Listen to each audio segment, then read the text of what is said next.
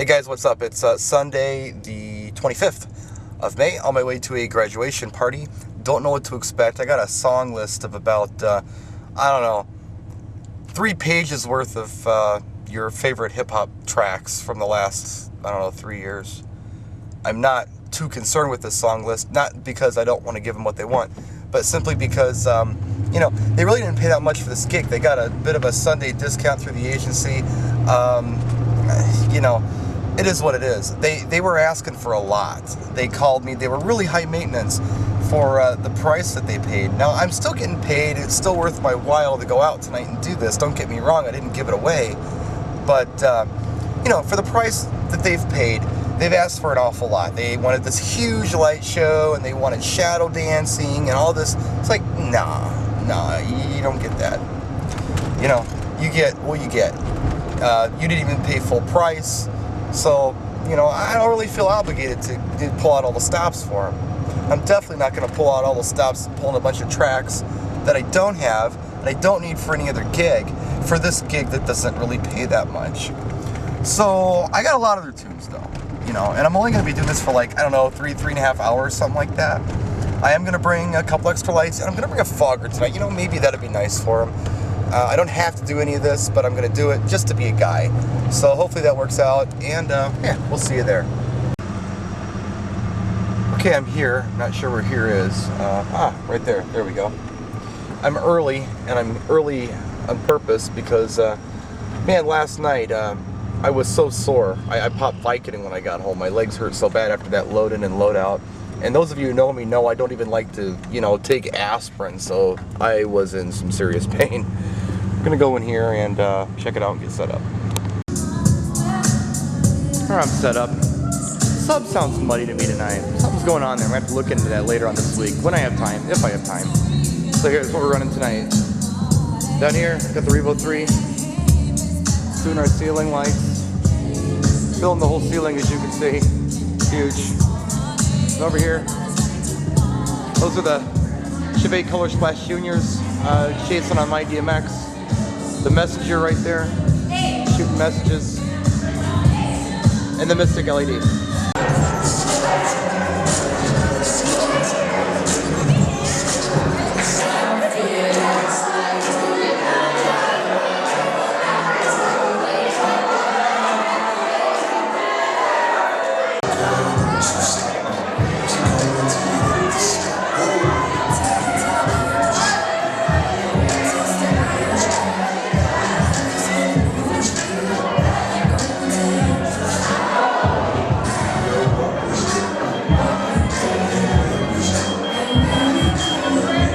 I'm going to show you what happens when you blow off too much fog. I got this poor girl holding on to the thing, hoping the fire department don't come. We'll see what happens though. There you go. We set it off.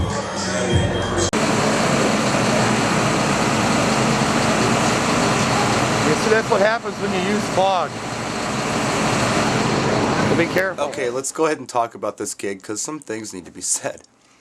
First of all, the party went on as planned. The fire alarm in the fire department had nothing to do with hindering the way the party was going. The kids had a good time, the parents were happy, everybody was happy. Nobody was mad at me about the smoke alarm.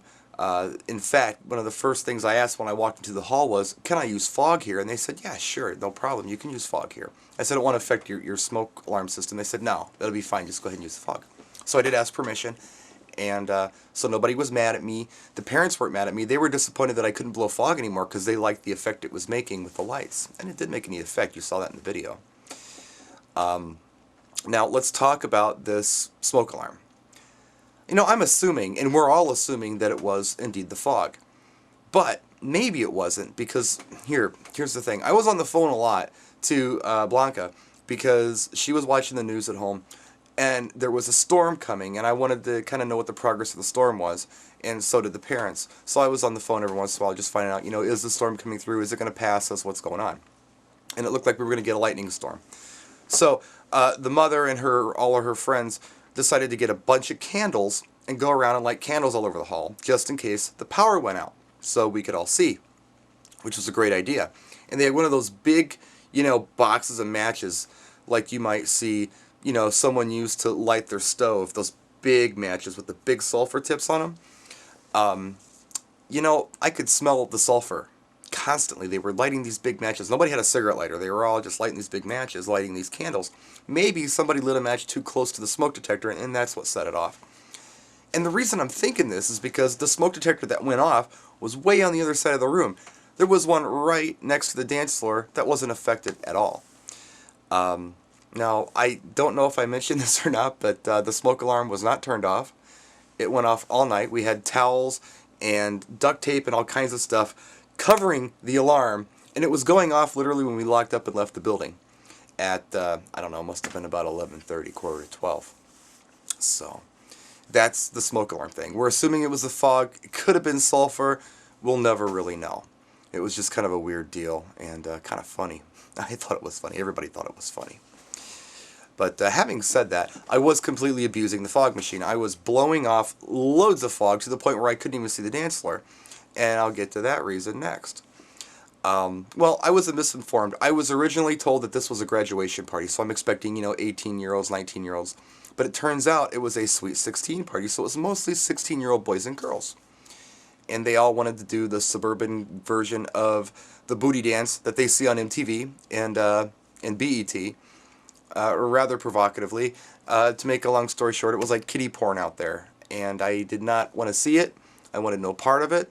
I didn't even feel like I could look up from my booth. I had my face down the whole time, because if I looked up, I saw something that I wasn't comfortable seeing. And, it was the only dance they did.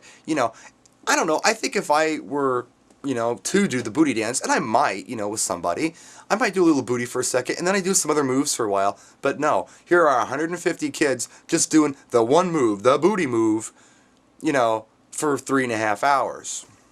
So, it was a little disturbing. I was trying to block my view of this, this display, I guess. So, the smoke alarm goes off, and, the fire department comes, we open the doors, and remember I mentioned there was a storm coming? The storm came, so guess what happened? All the kids ran outside and started dancing in this huge thunderstorm, and there's like sheets of rain coming down, and they can hear my music because the doors are open, because they're trying to clear the fog out, and they just want to dance outside and be silly, which is great, whatever, you might get struck by lightning, but, not my kids. So, the parents say, do something!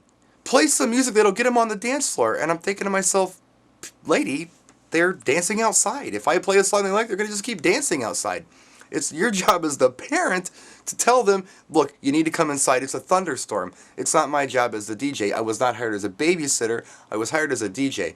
And I think, the teachers and the parents seem to think that the DJ has this big, ultimate control over these kids, and if the kids misbehave, or the kids dance in a provocative way, or if the kids, do something like run out and dance in a thunderstorm, the DJ should do something, and I think that's bullshit. I heard somebody at Mobile Beat talking about that. Some teacher got up who was also a DJ and was going on and on about how it's the DJ's responsibility to control these kids' actions, and I'm thinking to myself, wow, you mean the kids are not responsible for their own actions? Wow, that's a trip. Last I heard, the parents were responsible for the kids' actions, but, that's where I live, and it's a place called reality, and apparently not where some of these other people live. Anyhow, so, the kids do come back in because they actually go outside and say, come in, and they do. So now, I have no fog, and I have a giant underage wet t-shirt contest going on. I can't block my view. I loaded up Mixmeister, and I hung out at the bar. And waited for the evening to end. Went up there when I absolutely had to, but wow, I didn't get top dollar for this gig. You never do for kids. It's strange. They've got iPods, cell phones, brand new cars, designer clothing, you name it. They've got all the toys. They've got all this disposable income from their parents, but for some reason there's never money for a DJ at a school or a kid party, to pay them full price. It's amazing, isn't it?